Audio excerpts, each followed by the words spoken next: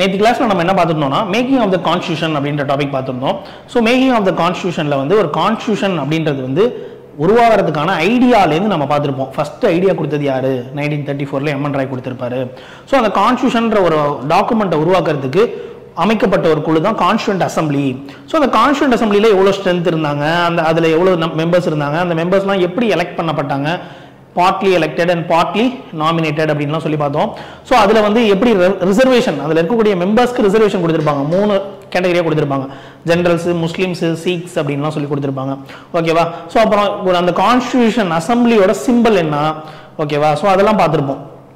So அதில் நடுவில் நான் சொல்லியிருப்பேன் என்னன்னா, இந்த மேக்கிங் ஆஃப் த கான்ஸ்டியூஷனில் வந்து பார்த்தீங்கன்னா அந்த கான்ஸ்டியூண்ட் அசம்பிளி அப்படின்ற அந்த அமைப்பில் நிறைய கமிட்டிஸ் இருந்துச்சு. ஸோ அந்த கமிட்டிக்கு யார் யார் ஒவ்வொரு கமிட்டிக்கும் சேர்மேன் அப்படின்றது ரொம்ப ரொம்ப இம்பார்ட்டன்டான டாபிக். அதுலேருந்து கொஸ்டின்ஸ் கண்டிப்பாக கேட்பாங்க. ஓகேவா? ஸோ அதுதான் நம்ம இன்னைக்கு பார்க்க போகிறோம். ஓகே, மேக்கிங் ஆஃப் த கான்ஸ்டியூஷனில் பார்ட் 2 அப்படின்னு கூட வச்சுக்கலாம். ஓகே, ஸோ அதில் வந்து 8 மேஜர் கமிட்டிஸ் இருக்குது. ஓகேவா? ஸோ இதெல்லாம் கண்டிப்பாக நோட் பண்ணிக்கோங்க.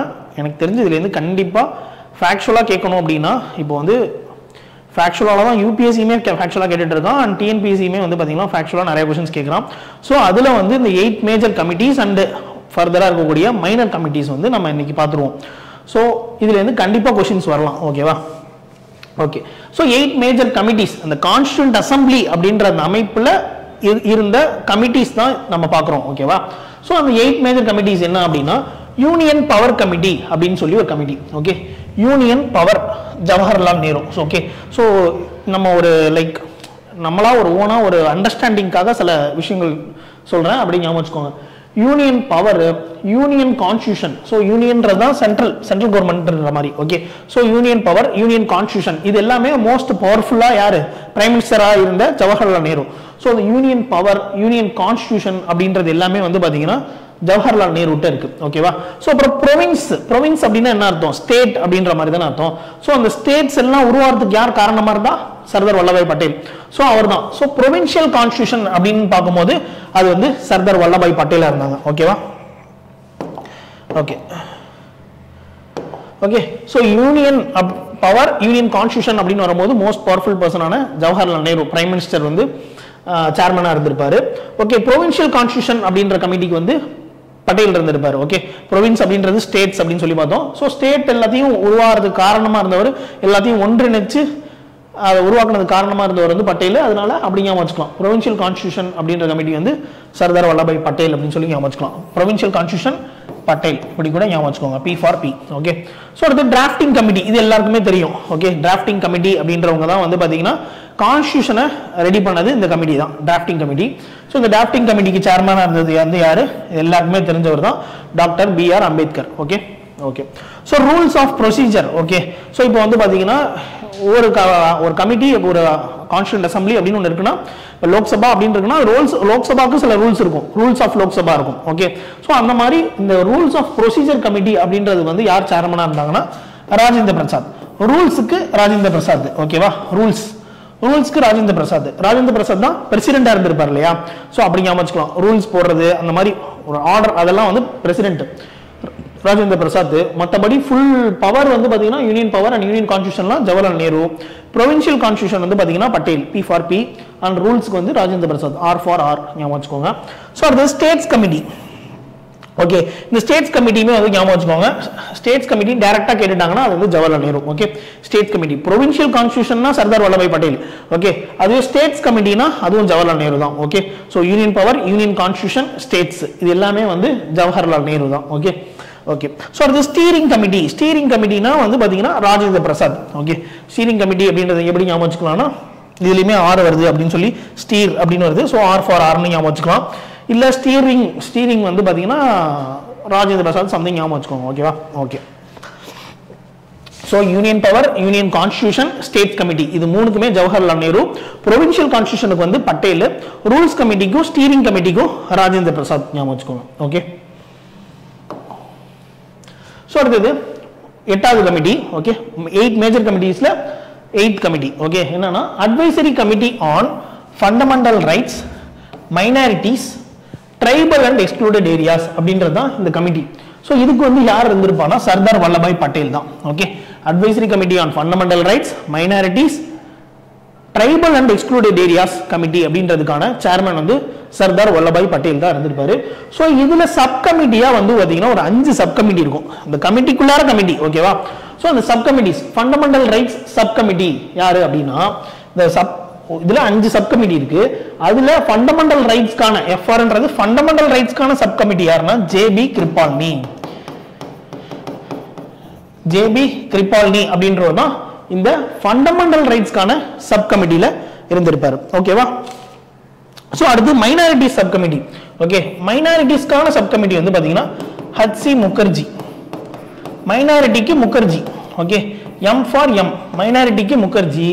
ஃபண்டமெண்டல் ரைட்ஸ்க்கான சப் கமிட்டில ஜேபி கிருபால்னி. ஓகே, சோ அப்புறம் north east frontier tribal areas and Assam excluded and partially excluded area sub committee. Okay, north east frontier இருக்கும், அப்புறம் assam and excluded areas அப்படினு இருந்துச்சுனா இந்த சப் கமிட்டிக்கு யாருன்னா கோபிநாத் பர்தோலி இருப்பாரு. ஓகே, கோபிநாத் பர்தோலி, ஓகேவா? Okay, north east frontier, north east state இருக்குல்ல, அது அசாம் அந்த எக்ஸ்க்ளூடட் ஏரியாஸ்க்குலாம் யாரு அந்த சப் கமிட்டிக்கு வந்து யாருன்னா Gopinath Bardoli. Okay, okay. So excluded and partially excluded areas.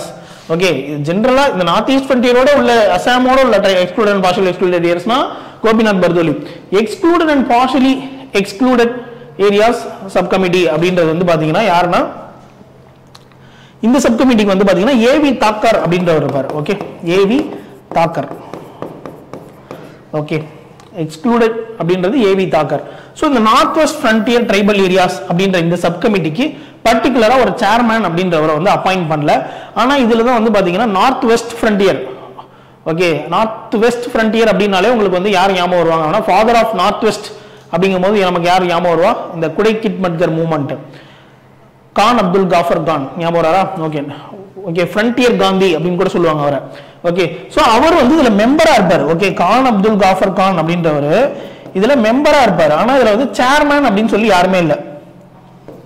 Khan Abdul copper Khan, ஓகேவா? ஃப்ரண்டியர் காந்தின்னு சொல்லுவாங்க. ஸோ குடைக்கிட்மட்கர் ரெட் ஷர்ட்ஸ் அப்படின்ற மூவ்மெண்ட்லாம் ஸ்டார்ட் பண்ணவர் தான். சரி, ஓகே, அதெல்லாம் இருக்கட்டும். Okay, so fundamental rights sub கமிட்டிக்கு ஜேபி கிருபால்னி அண்ட் மைனாரிட்டிஸ்க்கு வந்து minority M and Mukherjee M. ஓகேவா? So north east frontier tribal areas and Assam and excluded areas அப்படின்றதுக்கு கோபிநாத். ஓகே, நார்த் ஈஸ்ட் வந்து கோபிநாத் அப்படின்னு சொல்லி ஞாபகம் வச்சுக்கோங்க. விஜய் டி கோபிநாத் ஞாபகம் வச்சுக்கோங்க சம்திங்.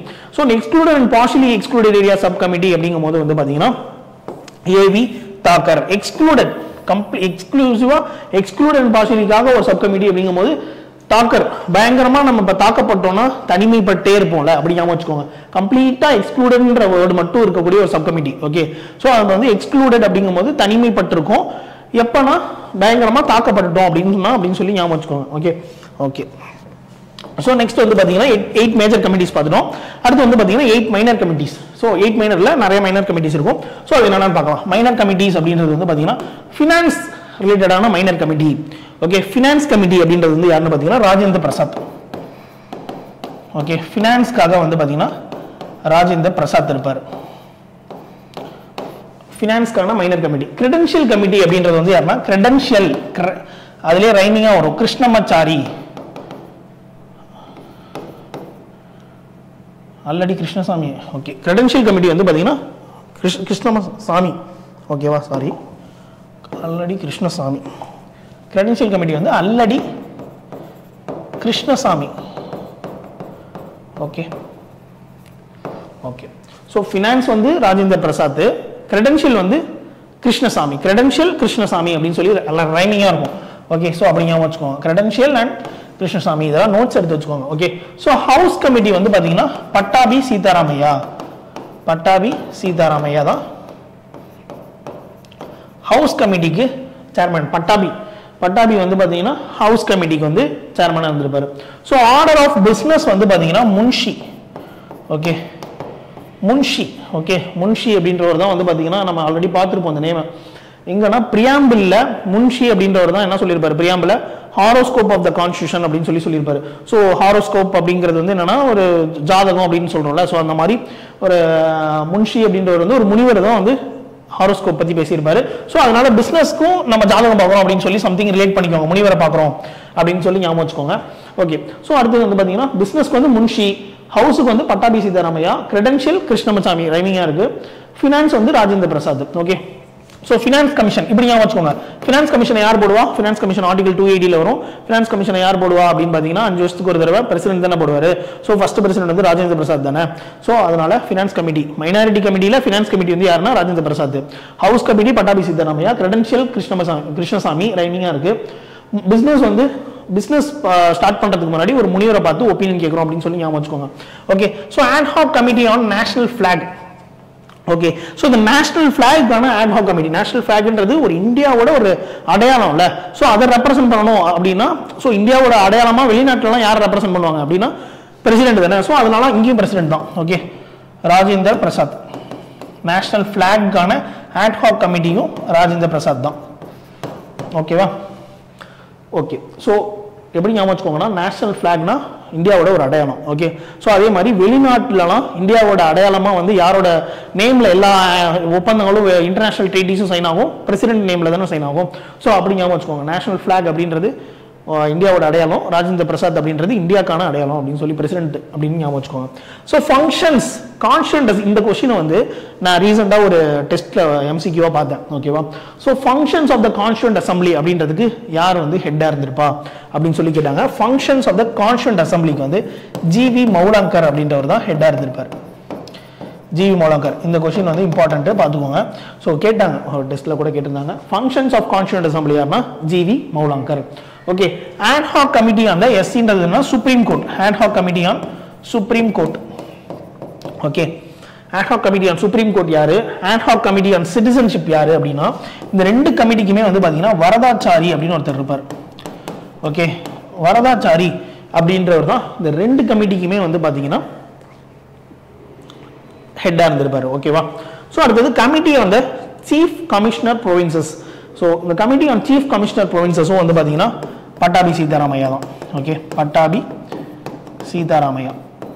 ஸோ ஆல்ரெடி நம்ம பட்டாபி சீதாராமையா வந்து ஒரு கமிட்டிக்கு பார்த்தோம். எங்க பார்த்தோம்? பட்டாபி சீதாராமையா வந்து ஹவுஸ் கமிட்டிக்கு சேர்மன் சொல்லி பார்த்தோம். ஸோ அவர் தான் வந்து பார்த்தீங்கன்னா சீஃப் கமிஷனர் ப்ரொவின்சஸ்க்கும் வந்து பார்த்தீங்கன்னா பட்டாபி சீதாராமையா தான். ஓகேவா? ஸோ அடுத்தது வந்து பார்த்தீங்கன்னா press gallery committee.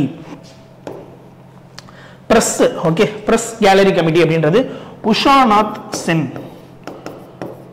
Okay, Ushanath Sen அப்படின்றவங்க தான் வந்து பாத்தீங்கன்னா பிரஸ் கேலரி கமிட்டிக்கான ஹெட்டா இருந்திருப்பாங்க. ஓகே ஓகே, ஸோ நெக்ஸ்ட் வந்து committee to examine the draft constitution. So draft constitution ready பண்ணிட்டாங்க, அதை வந்து படிச்சு எக்ஸாமின் பண்ணணும். ஸோ அப்போ அது ரொம்ப பவர்ஃபுல்லான போஸ்ட்ல, முக்கியமான வேலையில. ஸோ அந்த பவர்ஃபுல் முக்கியம் அப்படின்னாலே நம்ம என்ன ஞாபகம் வச்சுக்கிட்டோம்? ஜவஹர்லால் நேரு தான். Okay, so committee to examine the draft constitution, constitution ready பண்ணிட்டாங்க, அதை எக்ஸாமின் பண்றது வந்து பாத்தீங்கன்னா ஜவஹர்லால் நேரு. ஓகேவா? ஓகே, அதே மாதிரி நம்ம லாஸ்ட் கிளாஸ்ல பார்த்திருப்போம் chief draftsman of the constitution யாரு? Chief draftsman. Okay, S N Mukherjee தானே chief draftsman of the constitution. ஆமா தான் பார்த்தோம். எஸ், எஸ்என் முகர்ஜி தான், கரெக்ட் தான்.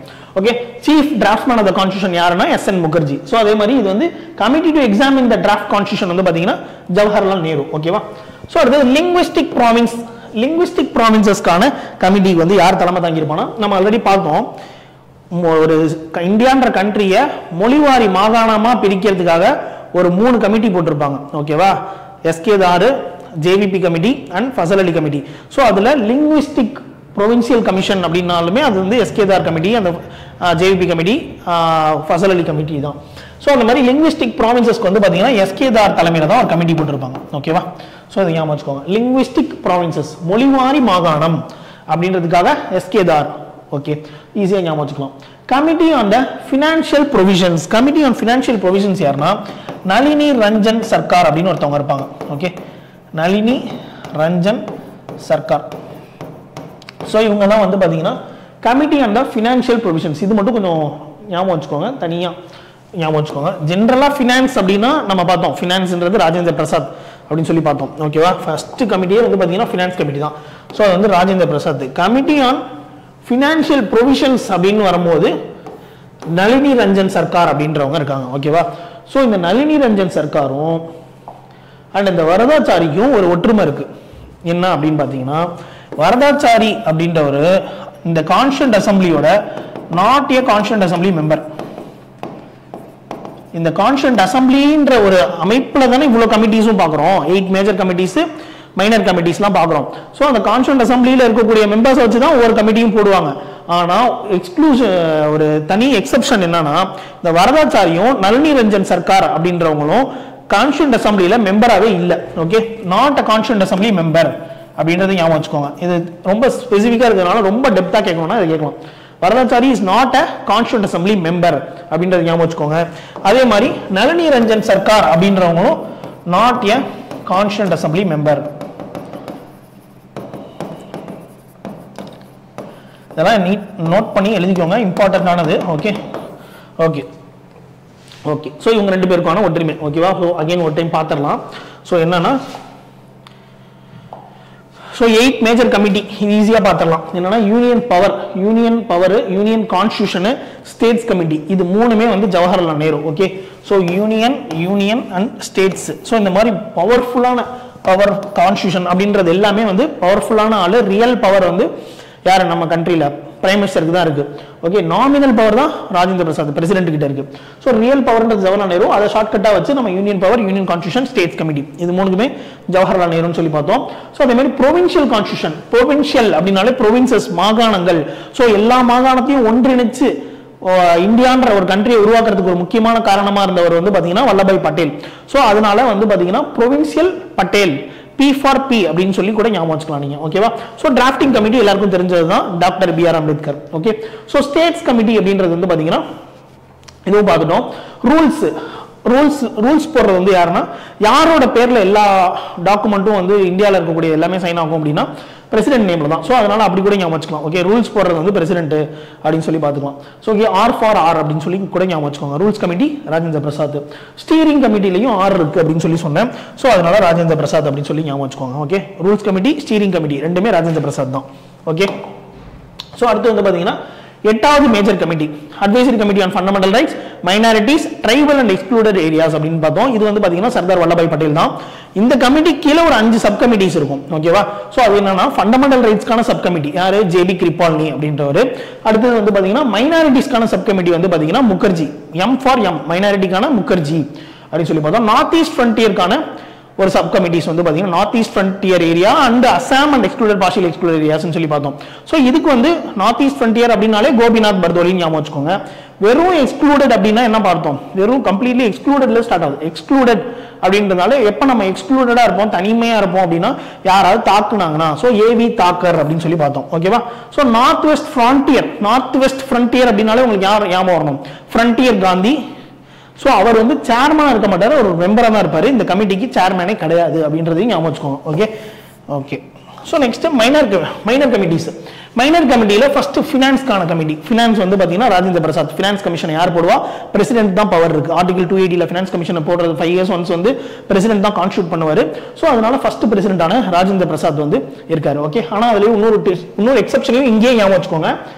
ஃபினான்ஷியல் ப்ரொவிஷன்ஸ் கமிட்டி அப்படின்றது வந்து பாத்தீங்கன்னா நம்ம யார் பார்த்தோம்? Nalini Ranjan Sarkar. Financial provisions committee அப்படின்றது நளினி ரஞ்சன் சர்க்கார். ஆனா ஃபினான்ஸ் கமிட்டினா ராஜேந்திர பிரசாத். ஃபினான்ஸ் இதை பார்க்கும்போது ஃபினான்ஸ் கமிஷன் ஞாபகம் வந்துடணும். ஓகே, ஃபினான்ஷியல் ப்ரொவிஷன்ஸ் அப்படின்னா ஏதோ ஒரு எக்ஸப்ஷன் இருக்கு அப்படின்னு சொல்லி ஞாபகம் வச்சுக்கோங்க. நளினி ரஞ்சன் சர்க்கார். நளினி ரஞ்சன் சர்க்காருக்கும் வரதாச்சாரிக்கும் ஒரு ஒற்றுமை பார்த்தோம். என்னன்னா 2 பேருமே கான்ஸ்டியூண்ட் அசம்பிளியில மெம்பர் கிடையாது அப்படின்றது ஞாபகம் வச்சுக்கோங்க. Okay, so credential Krishnasamy.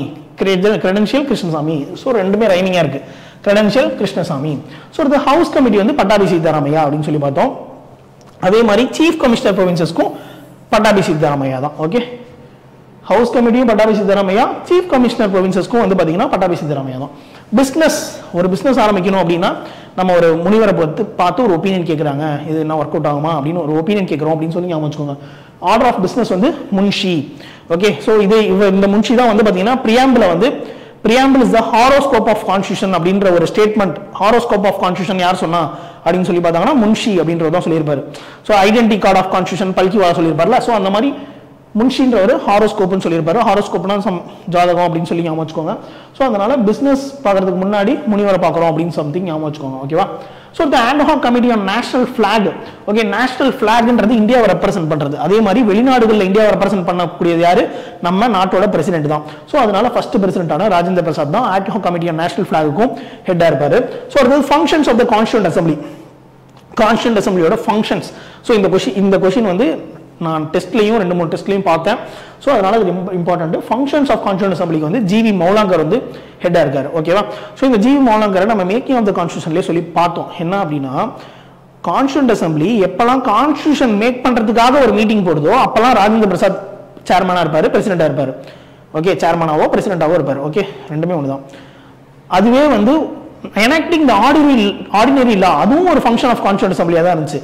அப்ப வந்து யார் ஹெட்டா இருப்பா அப்படின்னா ஜிவி மௌலாங்கர் தான். ஸோ அங்கேயும் ஞாபகம் வச்சுக்கோங்க. இது வந்து ஃபங்க்ஷன்ஸ் ஆஃப் த கான்ஸ்டியூண்ட் அசம்பிளின்ற ஒரு கமிட்டிக்கும் ஒரு மைனர் கமிட்டிக்கும் ஜிவி மௌலாங்கர் ஹெட்டா இருந்தார் ஞாபகம் வச்சுக்கோங்க. ஓகேவா?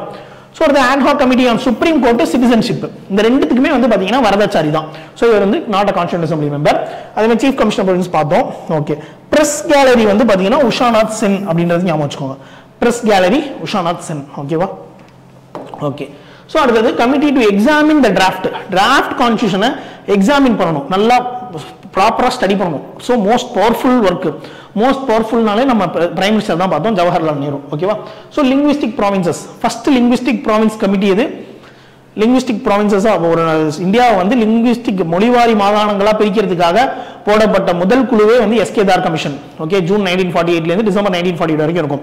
அதே மாதிரி second committee J V P committee, Jawaharlal Nehru, Vallabhbhai Patel, Pattabhi Sitaramayya வச்சு ஃபைன் பண்ணிருப்பாங்களே, அது வந்து டிசம்பர் 1948 இருந்து ஏப்ரல் 1949 வரைக்கும் ஃபங்க்ஷன்ல இருந்துச்சு.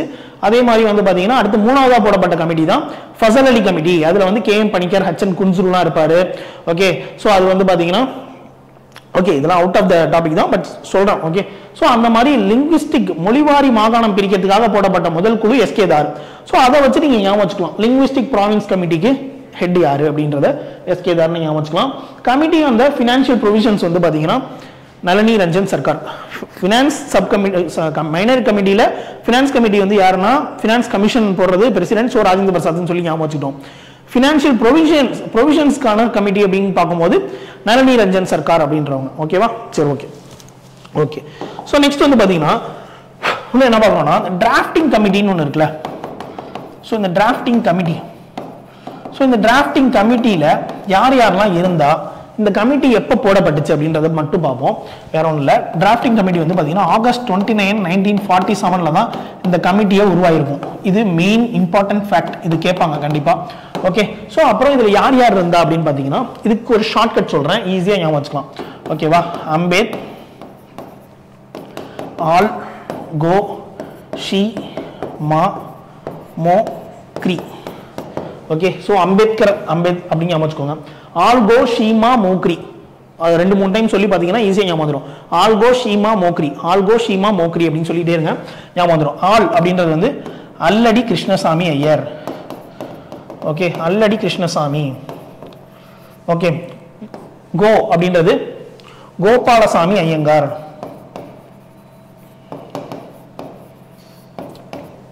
ஷி அப்படின்றது முன்ஷி. மா அப்படின்றது மாதவ் ராவ். MO அப்படின்றது முகமது சாதுல்லா.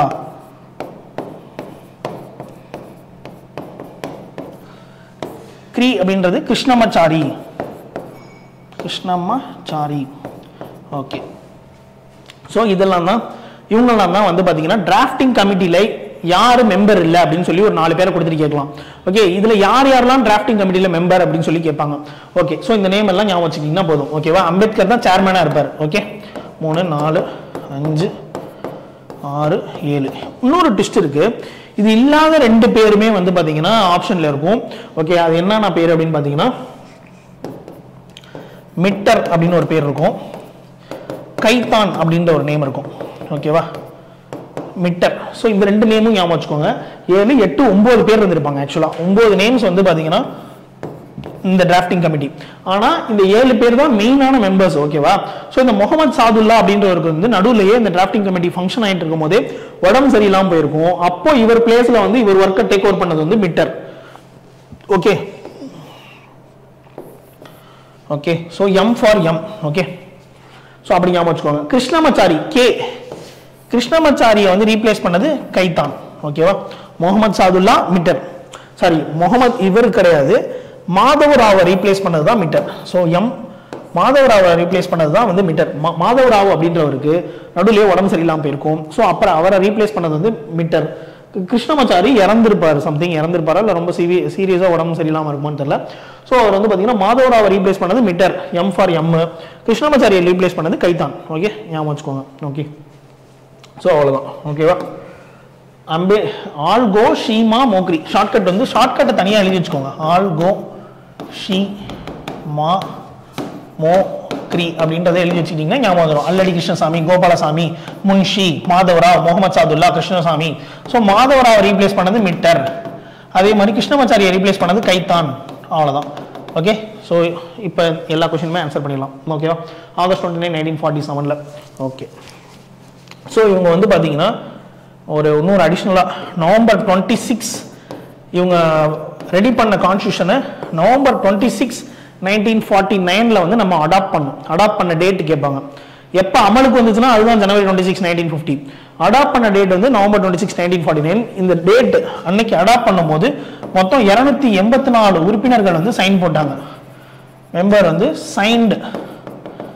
ஓகே, இந்த கான்ஸ்டியூஷன் அசம்பிளியில் உள்ள 284 பேர் வந்து சைன் போட்டு அப்ரூவ் பண்ணாங்க அப்படின்றது ஞாபகம் வச்சுக்கோங்க. நவம்பர் 26, 1949 அடாப்ட் பண்ணியிருப்பாங்க. எஃபெக்ட்டுக்கு வந்தது தான் வந்து பார்த்தீங்கன்னா ஜனவரி 26, 1950. ஜனவரி 26, 1950 கேம் இன்டு ஃபோர்ஸ். ஆனால் அடாப்ட் பண்ணது இதுதான். Okay, thank you.